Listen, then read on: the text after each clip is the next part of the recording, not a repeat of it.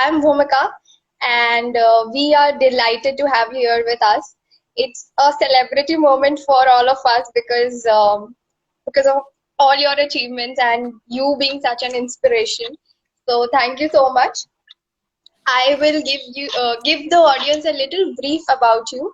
So he's a chartered accountant with Qatar Petroleum in Qatar. He has climbed Mount Everest. He is also the author of a book called The Road Less Traveled. Besides that, he's also a marathoner runner and a motivational speaker. And I'm sure we'll definitely uncover a lot of qualities in this interview, Abdul. So let's begin with your early days in India. So share with us your journey of becoming a chartered accountant. Hi, everyone. It's indeed a great pleasure to join with all the, I think majority are CA students or, Yes. or finance professionals. It's indeed a great pleasure to join this evening. As I've been introduced, I'm from India and in Qatar for the last 13 years. My journey to become a chartered accountant, like everyone, my dream was to become a doctor when I was doing my school studies. Unfortunately or fortunately, my marks didn't fit to get a science +2 or +1 admission. So I was forced to look for commerce or history.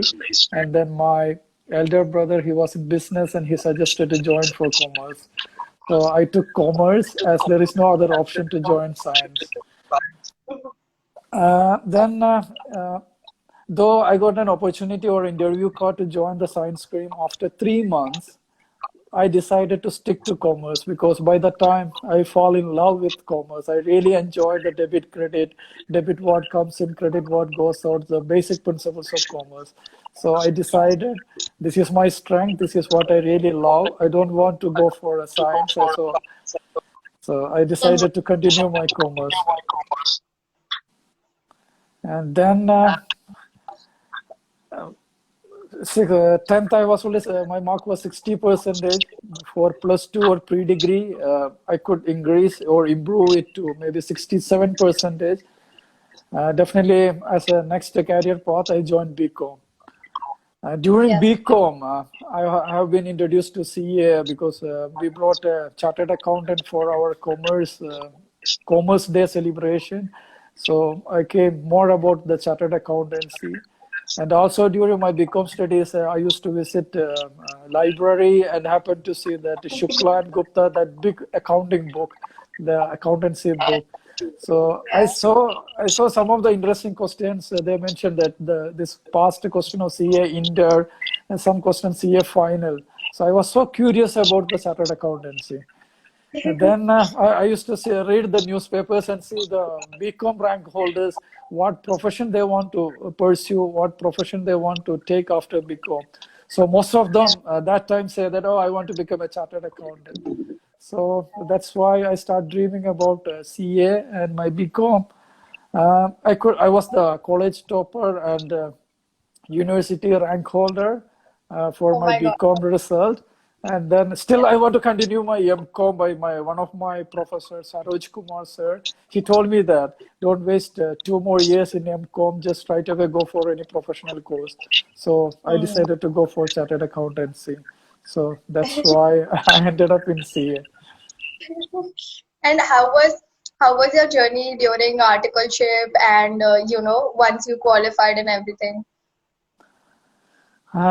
As you know, this articleship that was really tough one still. But when I look back, I think that's the period, the training period, really helped to become an all-rounder or to learn many skills like a time management and under stress, how you still able to achieve your goals.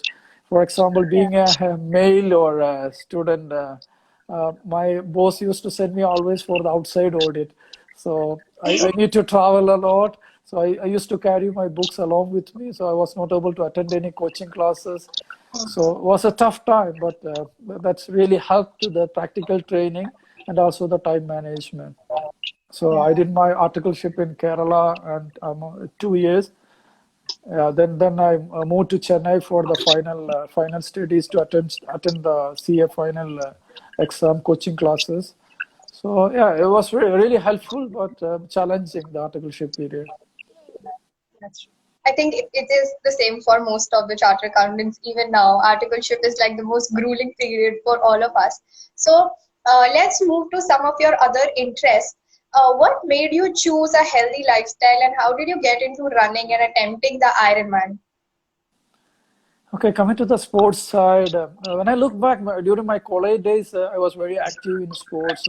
For example, during my BCom, I was a Shaolin Kung Fu instructor because during the pre-degree time, I was being ragged or molested by the seniors. Then I decided to take a revenge and learn some martial arts.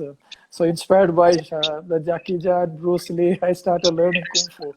So by the time I completed my BCom, I became an instructor in Shaolin Kung Fu. I was teaching or giving training to the students for Shaolin Kung Fu.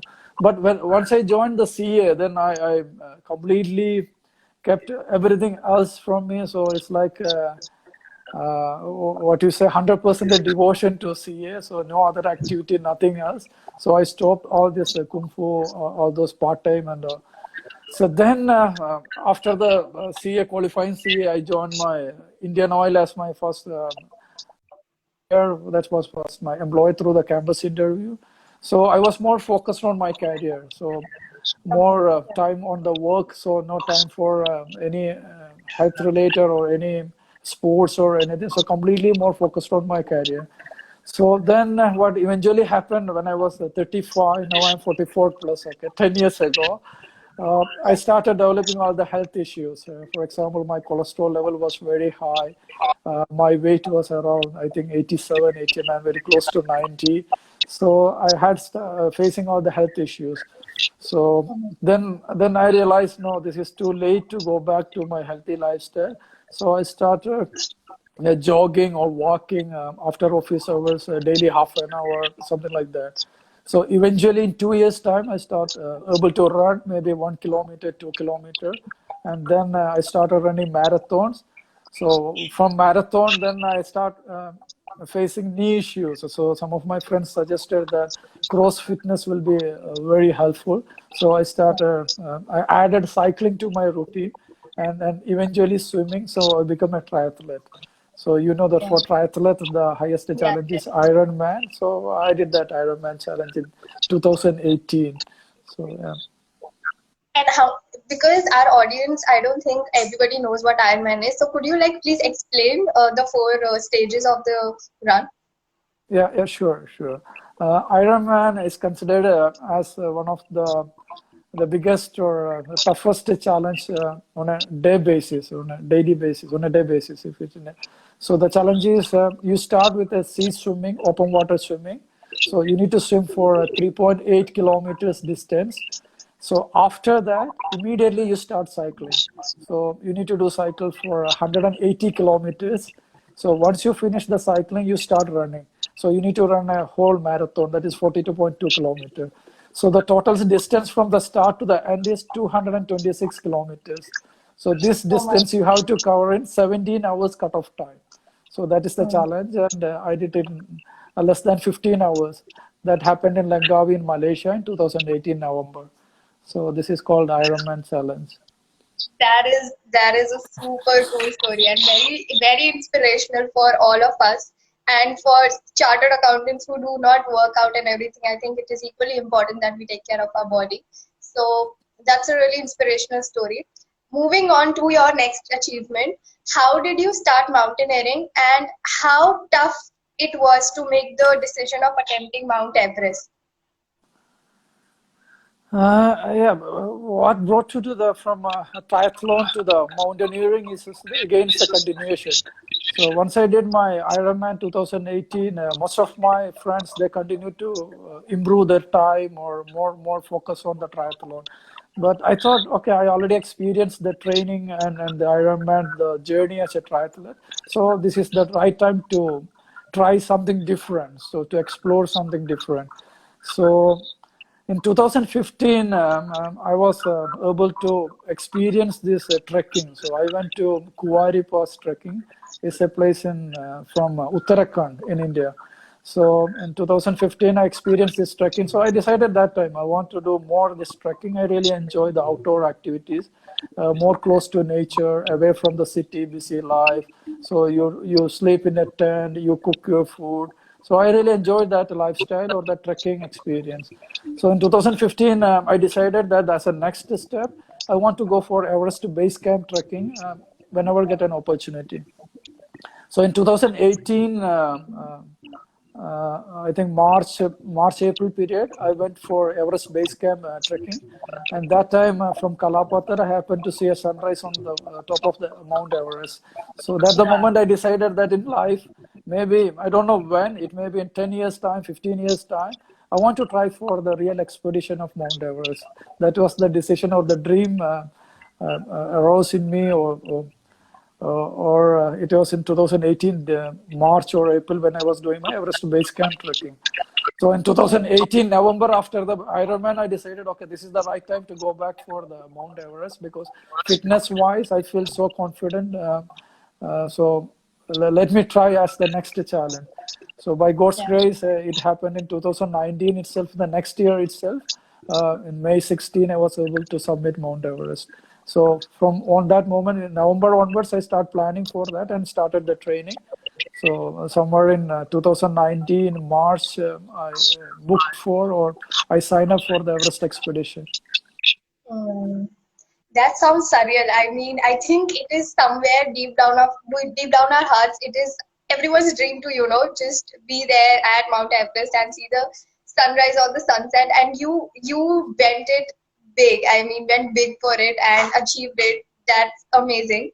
So moving on to one of the skills that we see in you is you, and I read it in one of your interviews also. You mentioned that time is an invaluable thing. What are some of the time management tips that you would want to share with students? Absolutely, Bhumika. I think being a CA student or a professional chartered accountant, we know that how critical it is and how we manage our life, especially during articleship period. Uh, if you ask me, the time management is all about prioritizing. It's a priorities. If you see that any successful person or anyone, whether it is a prime minister or a president of US, everyone got 24 hours a day. But how we manage that 24 hours a day, that's more important. So I always suggest that, say that 24, if you divide into 3 in equal portion, it comes to 8 hours. So 3 8s are 24. So if you take 8 hours for your profession, if you are working, or as a student for your studies, so take that 8 hours for that. And then again, another 8 hour you take for sleeping, because sleeping is very important. You cannot cut down the sleep part from health point of view. And to also to work your memory very well, so you need to sleep well. So again, still you have 8 hours left over. That 8 hours is more than enough, even if you give some 1 or 2 hours for family, friends, so for your profession, for your hobbies. So that 8 hours is more than sufficient. So what is in reality happening is that we waste our time a lot on activities which are not aligned with our goals. For example, maybe watching TV on the Facebook or in the internet, or we don't know how these distractions are happening. We move from one side to another side, one video to another video. Or so if you really plan our time and schedule it, priorities, so this 8 hours left over is more than enough. So that's the way I manage my time. Yeah. I think that is great advice to demarcate or divide the whole day into 3 equal parts and then working on it. I think that is really great advice for the students. So, because you are working in Qatar Petroleum and you have worked in the oil and gas industry in general, so I want to ask this question: how is working in Qatar different from working in India? Qatar, you know that as a country, is the highest per capita income, so it's blessed as a rich country, and it's a small country and less population, and the gas export is a number 1 in the world. By gas reserve is number 2. So if you are focusing on the oil and gas industry, this should be the right place for you to base in. So for me, how I started with Indian Oil, is also a company in the oil and gas industry. Then I moved to another company called Kane Energy, again in the oil and gas industry. Then I moved to Sabic, it's again a petrochemical, so part of the oil and gas. So then Qatar International Petroleum. So always in 2 decades, more than 20 years in the oil and gas industry. So I changed many jobs, but I didn't change my industry because I stick to that industry. I felt that is my core strength. So the reason why I chose oil and gas industry is also against a story. When I was doing my BCom, one of my uncle's son, one of my cousin, he was working in the GCC country. He was in the PepsiCo. He used to say that my finance manager is earning this big salary, this many zeros in his salary. So if you want to earn good money, this oil and gas industry should be your target. So that's the time I start dreaming of the oil and gas industry. Then I decided, okay, to go to GCC. Everyone asks for experience. So how you get an experience in the oil and gas industry? So you need to get a start in the oil and gas industry. Then I focused on the campus interview, because campus interview you can get into good companies, big companies. So I was targeting IOC. So without any experience, you can get into the company through campus interview. So again, going back, how to get in through the campus interview, you need to be topper, you need to have a good academic record. Either you'll be clearing your CA in first attempt or rank holder, and then the communication skills. So it's way backwards. So it was in my dream early days. So I'm just achieving those milestones now. I think because you have had a long time in the oil and gas industry, what is one thing that excites you about the industry? The industry, we are helping the whole world, because it's a fuel. India is an importer, great importer of the oil and gas, so net importer. So in one way or another, we are making the life of the people. We are touching the life, because without energy we cannot move, or we cannot survive, we cannot live. That's the bigger portion. And other than that, this is a industry, is a matured industry. If you go from the finance or any process process point of view, we use the best practices or best process in the world, because the industry can afford, because it's a finance wise, budget wise, all the companies are big companies, they are earning really big. So the bottom line, so they have the budget and they have the amount to invest in, whether it's the capital projects or in the technology or in the human resources or in the training of the employees. So I consider the oil and gas industry is one of the best industry for an employee to grow, to learn the best practices, to get trained. So I like the industry from that point of view. So yeah. That's really nice. And because you have this vision of giving something back to the society, and I think this helped you start your journey as an author. So we would love to know this side of yours. Again, going back to, I'm coming from a village called Nedungotur. It's a rural area of Kerala. It's in Palakkad district. So being coming from them, I know that my siblings or my neighbors or my family, I have seen the lives there. There is not much good education system, or they have limited resources. So whenever I used to visit my hometown on my annual vacation, I used to visit the schools, the government schools, and interact with the children. So the message I used to give them that, okay, there are limitations, you have a lot of challenging time now, but more focus on the education. The education will give wings and you can achieve your dreams. If you are well educated, they'll give you a good job. Good job will make you economically fit and to meet both ends meet, and then help your parents or support your siblings, or then achieve also your dreams. So I always focus, okay, you focus on the education, whatever the challenges you have, you can get this NGO support, or there are many even bank loans, educational loans are available. So I used to give lectures like this. So some of my friends and the teachers, they used to tell me that you come here, you visit once in a year. So why don't you write all this, your stories, your experience in a book? That will be a really inspiration to the students. And also you can reach out to more students and across villages where they have the same issues. So that's the reason I wrote my book, The Road Less Travel. It's basically autobiography, more focused on the students. Then my second book, I already released another book called Ironman, Iron Spirit. This is more focusing on my colleagues or those working class, because what is happening is everyone is more focused on their job. They don't have time for workout or exercise, and then eventually they end up this all the health issues. So I'm giving the message, citing my own example and my own experience. If you are able to spend at least 1 hour, 1.5 hour daily basis, you will be able to even achieve challenges like Ironman. So encouraging them to more focus on their fitness and healthy lifestyle.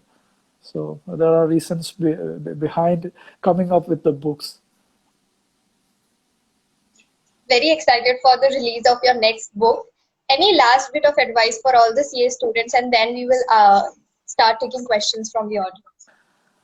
I have so many advices because I don't know. I just say that, okay, come for a one-on-one chat.